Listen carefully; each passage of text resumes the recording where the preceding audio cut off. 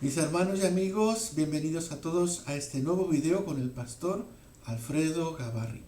En el día de hoy vamos a proseguir en nuestro estudio sobre la vida cristiana y lo hacemos a través del libro de los Efesios. Estamos ya en el capítulo 4, la semana pasada hemos dado ya el primer versículo. Continuamos entonces la lectura de este capítulo 4, amén, y vamos a descubrir estas riquezas espirituales, amén. Bien, pues vamos a continuar entonces esta meditación en la cual vamos a descubrir algunos elementos muy importantes que nos van a ayudar, por supuesto, a vivir mejor nuestra vida cristiana, amén.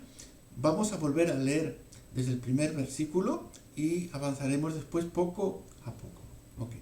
Nos dice entonces el primer versículo, retomamos desde el primer versículo: yo pues, preso en el Señor, os ruego que andéis como es digno de la vocación con que fuisteis llamados, con toda humildad y mansedumbre, soportándoos con paciencia los unos a los otros en amor, solícitos en guardar la unidad del Espíritu en el vínculo de la paz. Un cuerpo y un espíritu, como también fuisteis llamados en una misma esperanza de vuestra vocación. Un Señor, una fe, un bautismo.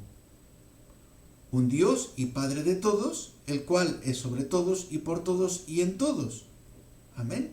Bien. En estos primeros 6 versículos del capítulo 4 nos vamos a dar cuenta que la vida cristiana tiene que ver directamente con lo que llamamos la identidad. Amén. Identidad.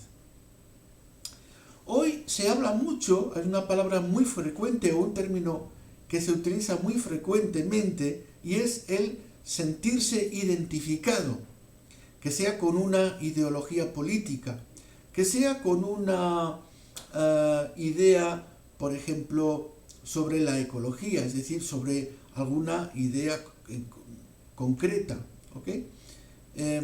Y este término se escucha muy a menudo, sentirse identificado, ¿ah? Que sea con la sociedad, que sea con un grupo de individuos, que sea con un tipo de asociación o, como he dicho, con algún tipo de ideología. La vida cristiana, amados hermanos, justamente consiste también en identificarse. Amén. Lo vamos a descubrir en estos primeros 6 versículos. Amén. Justamente el primer versículo, aunque ya hemos predicado de él, hemos indagado bastante la semana pasada, pero quiero dar solamente una pincelada más, ¿ok? Y recuerden que este versículo nos habla de la vocación con que fuisteis llamados. La vocación con la que fuisteis llamados. La vida cristiana, amados hermanos, tiene que ver y comienza con esa vocación.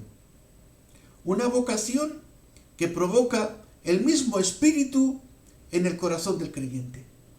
Amén. Una vocación que nace en lo profundo del alma. Una vocación que nace también del agradecimiento de aquel que ha sido salvado. Del agradecimiento de aquel que ha sido perdonado. Amén. Del agradecimiento de aquel, ¿verdad?, que ha sido rescatado de las tinieblas y llevado a la luz admirable de Cristo. Amén. Nosotros entonces hemos recibido esa vocación en nuestras vidas. La vocación, por supuesto, es un llamado. La vocación también nos identifica con aquel que nos llama. Amén.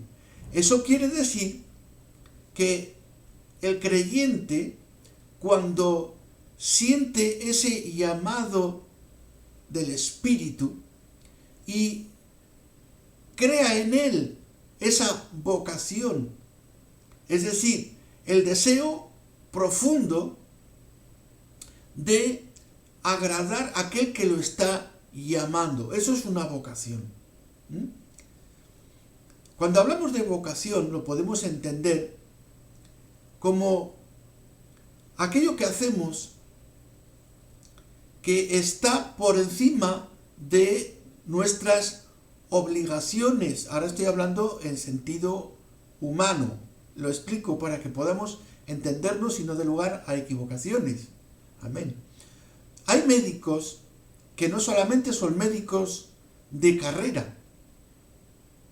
Hay enfermeros o enfermeras que no solamente son enfermeros o enfermeras de carrera, sino que además son vocacionales.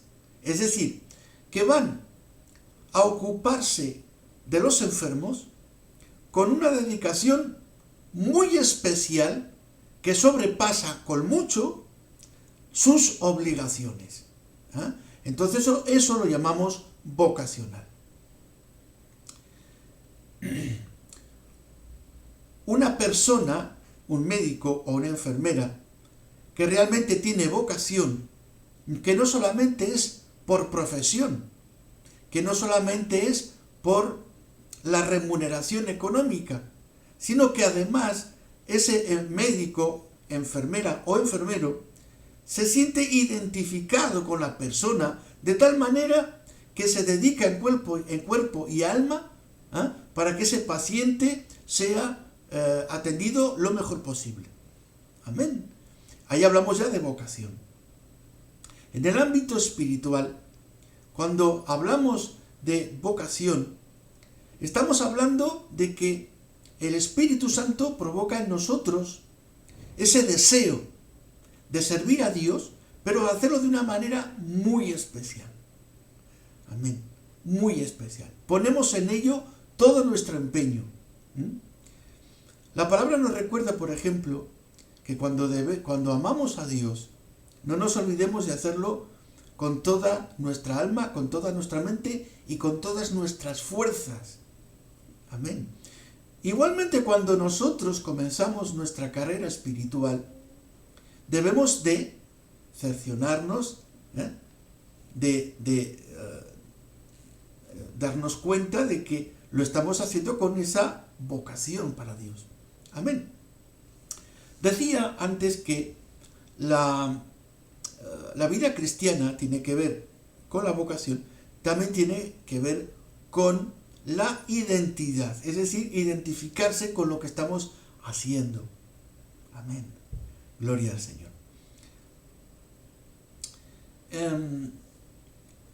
Cuando estamos cumpliendo nuestras tareas espirituales en la obra del Señor, cuando estamos viviendo nuestra vida en Cristo, amén, nos tenemos por supuesto que identificar con lo que estamos haciendo. Amén.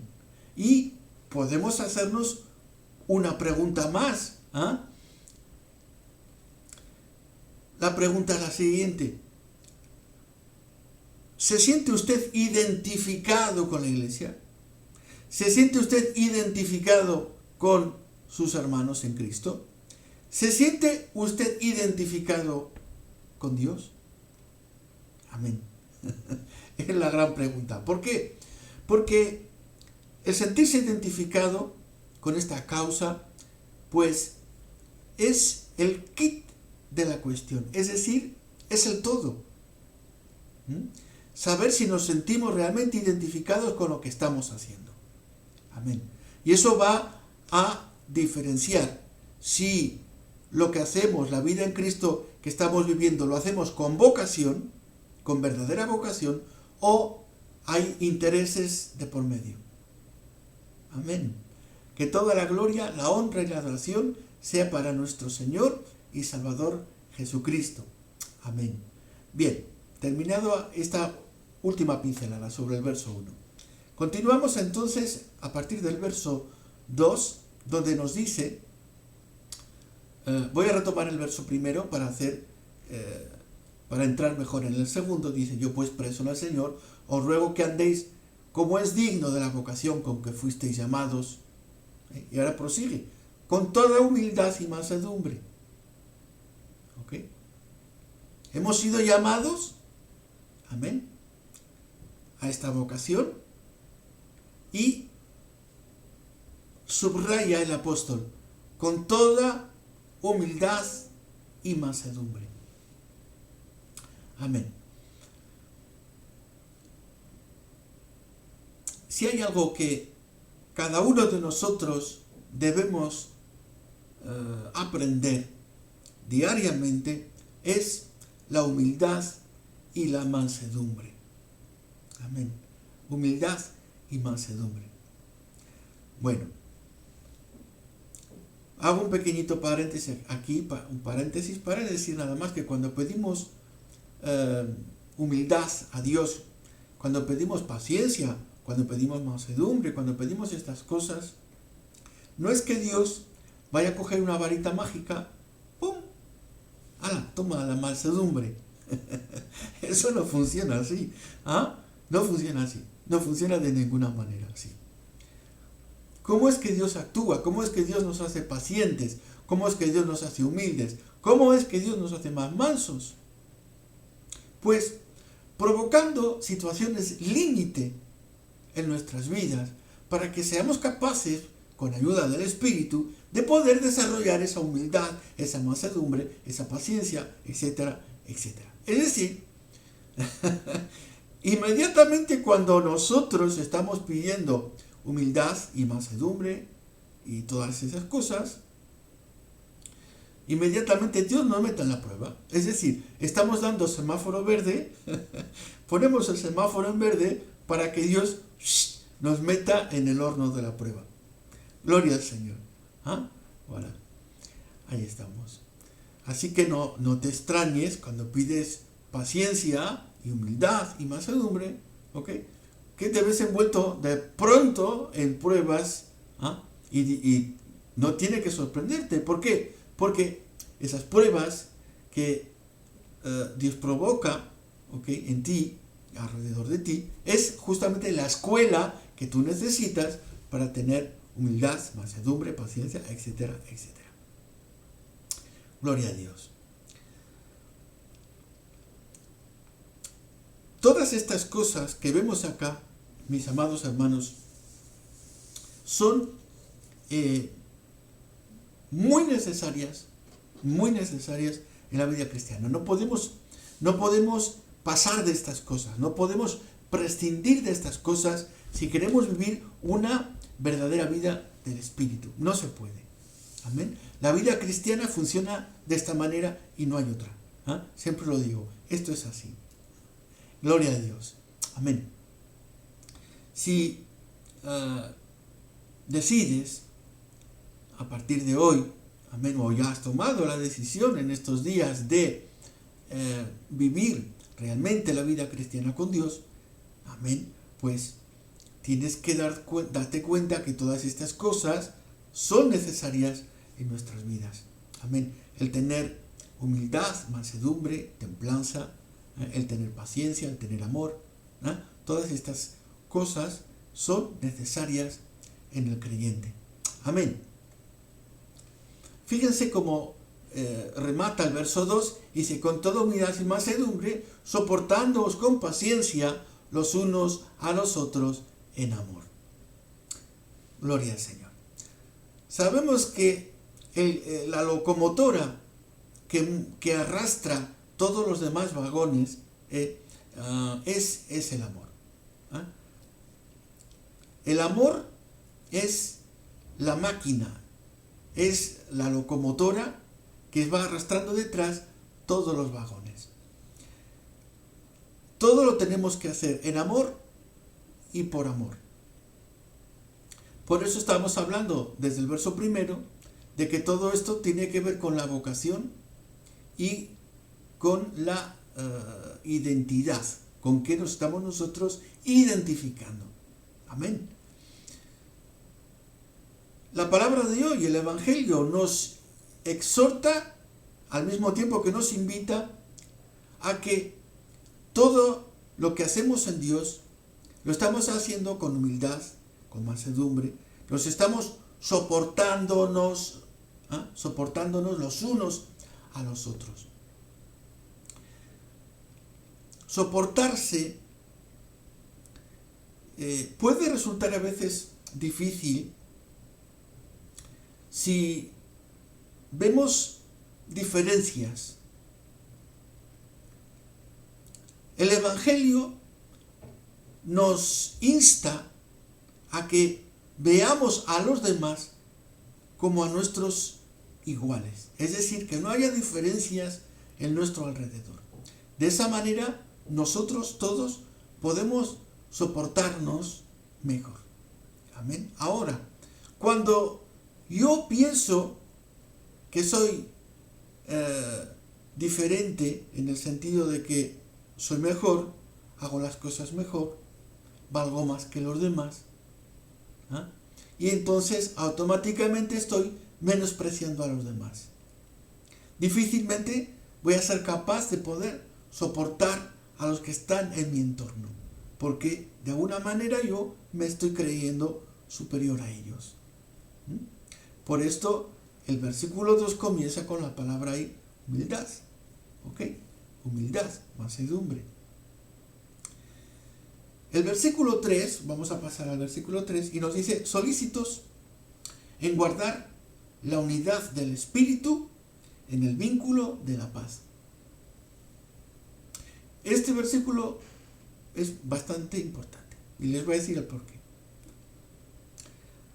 En otros vídeos ya me han escuchado hablar de que, sobre la salvación sobre todo, de que el ser humano no tiene nada que hacer no puede hacer nada por la salvación. La salvación nos viene de Dios. Y lo único que hacemos es recibirla en nosotros. Punto. El hombre no puede hacer nada para salvarse. Y lo he dicho muchas veces, lo vuelvo a repetir. Si el ser humano pondría sus manos encima de la salvación, lo arruina todo. Porque el ser humano es imperfecto. Y se necesita un ser perfecto como Cristo. ¿Ok? A través del cual nosotros obtenemos la salvación. Pero nosotros, con la salvación, no hay nada que hacer. Amén. Eso nos viene de Dios, punto. ¿Ok? Ahora, fíjense en el versículo 3, porque es muy importante. Y dice, solícitos en guardar la unidad del Espíritu. Solícitos en guardar la unidad del Espíritu. La palabra solícitos quiere decir que nos tenemos que esforzar. Ahí está diciendo, esfuércense, de manera literal, es como dice así, esfuércense en guardar la unidad del Espíritu. Es decir, esto es competencia nuestra. Esto sí es competencia nuestra. Así como la salvación no es competencia nuestra, porque nosotros nada podemos hacer ni aportar a la salvación, porque la salvación es perfecta tal como está. Preparada desde antes de la fundación del mundo, ¿ok? Y administrada, ¿verdad?, por el mismo Espíritu, administrada por el Hijo de Dios, a través del Hijo de Dios, a través del sacrificio de la cruz, punto. Ahí no hay que hacer nada más. Sin embargo, en cuanto a la unidad del Espíritu, y esto es importante, ahí nos dice que tenemos que ser solícitos, es decir, que tenemos que esforzarnos. Aquí sí hay que esforzarse. ¿Y saben qué? Les cuento algo. La mayoría de creyentes han entendido el mensaje al revés. Es decir, dicen, bueno, de mi salvación ya me ocupo yo, ¿ah? Y de la unidad que se ocupe Dios. Es decir, han volteado las cosas. No es así. ¿Ah? No es así. De la unidad, Dios quiere que se ocupe la iglesia. La unidad la vamos a conseguir porque es el propósito de Dios en nuestras vidas. Amén. Es sorprendente cómo el creyente logra a veces, ¿verdad?, confundir las cosas y hacerlas completamente al contrario. ¿Eh? En vez de dejar que Dios se ocupe de la salvación, que para eso es Dios, no, le decimos, no, tú ocúpate, Señor, de la unidad de mi salvación, me ocupo yo. Ya tenemos una derrota asegurada. Una derrota asegurada. Entonces, amados hermanos, debemos de entender de que la salvación es cosa de Dios, la unidad es cosa nuestra. Ahí estamos. Y no se consigue solamente con buenos deseos o con orar solamente, hacerlo de boquilla. No, hay que tomar cartas en el asunto. Y debemos esforzarnos. Debemos de vernos frente a frente a las personas, pedirnos perdón, disculparnos e intentar siempre vivir en esa unidad, amén, que quiere provocar el Santo Espíritu en toda su iglesia, en nuestros corazones. Amén. Solícitos en guardar la unidad del Espíritu en el vínculo de la paz.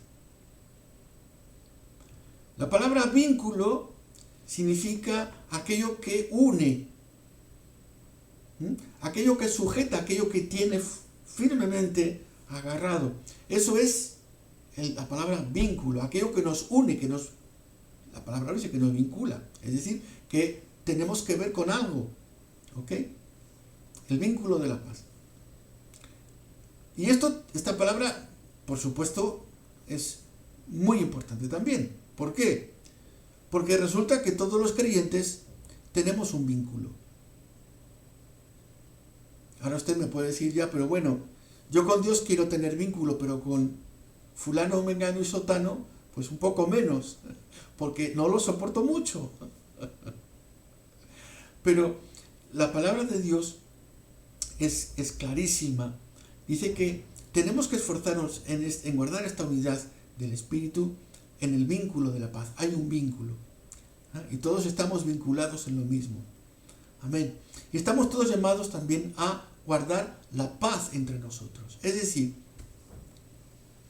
nosotros como hombres somos hombres de paz.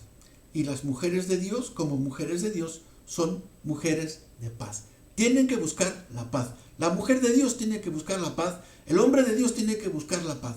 No es posible que entre nosotros busquemos la guerra. Que entre nosotros busquemos el pleito y el conflicto.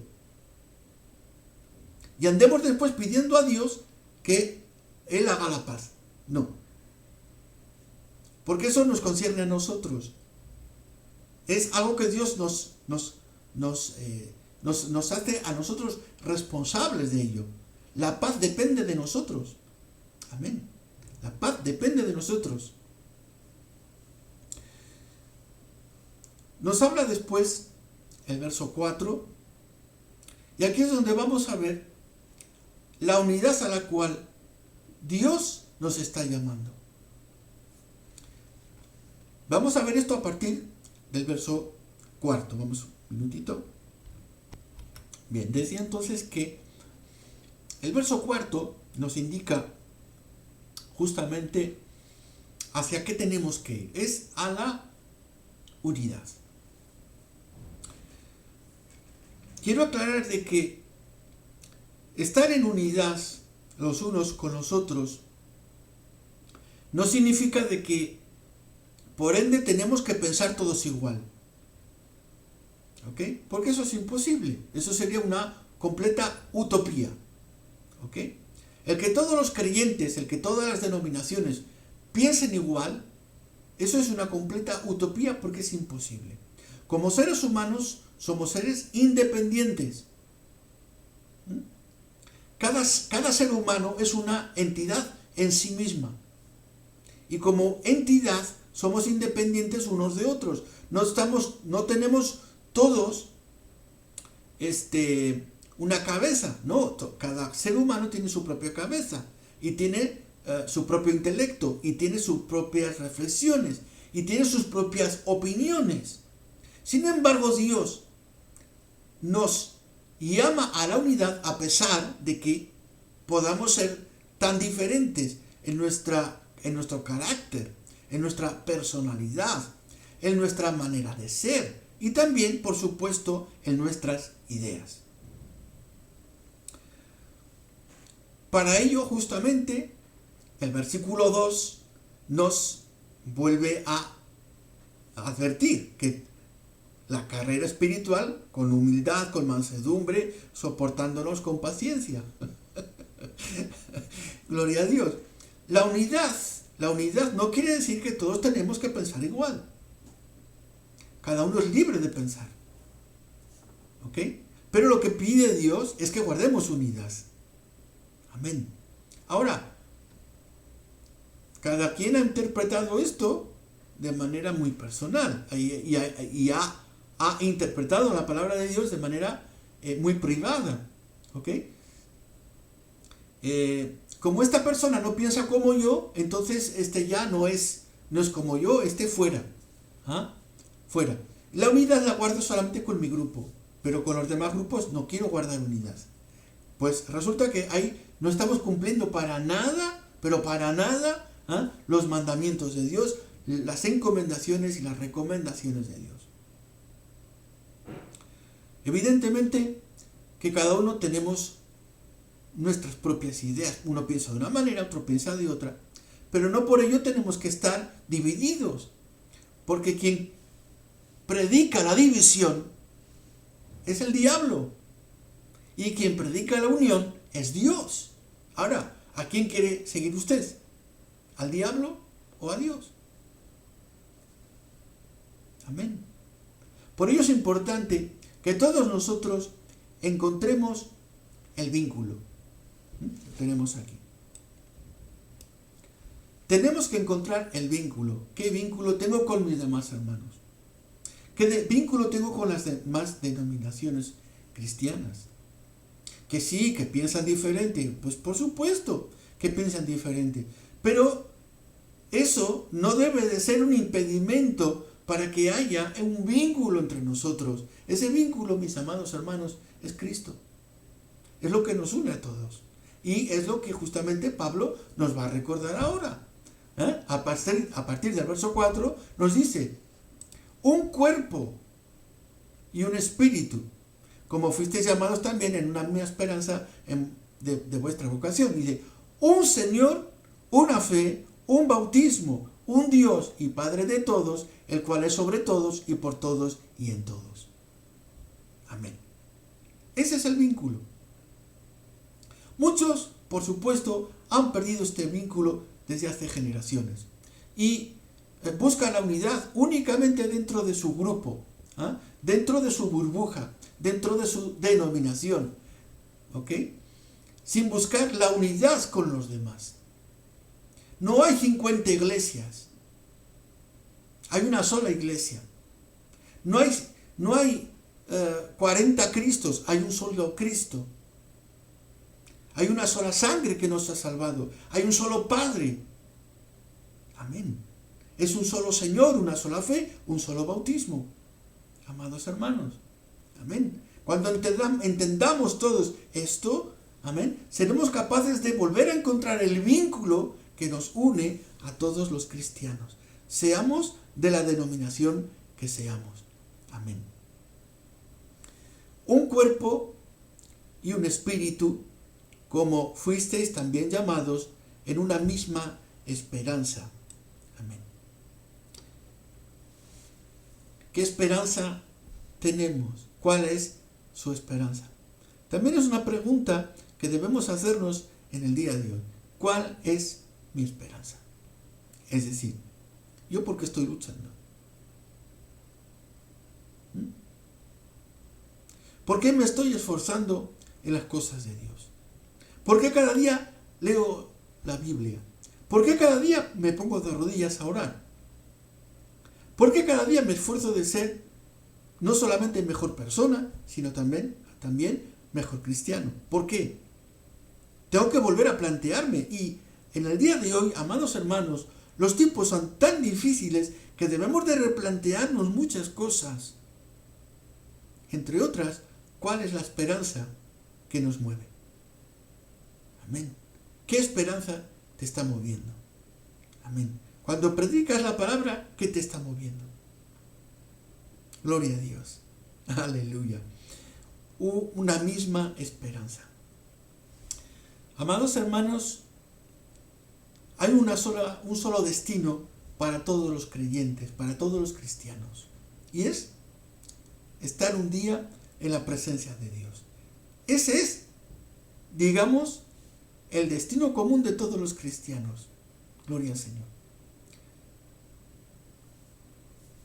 Dios no va a preparar en sus divinas moradas, ¿verdad? No va a preparar lugares especiales o específicos. ¿Ah? Este lugar para tal denominación o este lugar para tal otra denominación, etc., etc. Si no aprendemos a buscar la unidad aquí, si no aprendemos a buscar la paciencia, la humildad, si no lo hacemos aquí, amados hermanos, ¿dónde lo vamos a hacer? ¿Dónde vamos a empezar? ¿Cuándo vamos a empezar a buscar la unidad? ¿Cuándo vamos a realmente demostrar la mansedumbre con los demás? ¿Cuándo lo vamos a hacer? En el cielo. Allá lo vamos a hacer. Es aquí en la tierra donde Dios nos ha encomendado. Es algo que nos corresponde a nosotros. No digamos a Dios que el Señor traiga la unidad y tal, como que Dios va a bajar con una varita mágica, es decir, todos en unidad y ya está. Bien, porque eso no funciona así. En la salvación Dios ha dicho, aquí no se metan ustedes, es cosa mía. Pero la unidad es cosa suya. La unidad es cosa suya. ¿Ah? A ustedes les compete, es competencia suya. ¿Ah? Apáñense como puedan. Gloria a Dios. Claro que el Espíritu Santo está en el medio. Claro que el Espíritu Santo provoca ese deseo de unidad en nosotros, evidentemente. Seamos pues, amados hermanos, gente conciliadora, gente de paz, gente mansa, gente humilde. Demostremos realmente hoy día, amén, que estamos a la altura de la vocación con la cual Dios nos ha llamado. Hasta aquí, amados hermanos, estas palabras que quería dirigirles. Que Dios los bendiga. Amén. Y nos vemos la semana próxima en el próximo video. Que Dios les bendiga. Amén.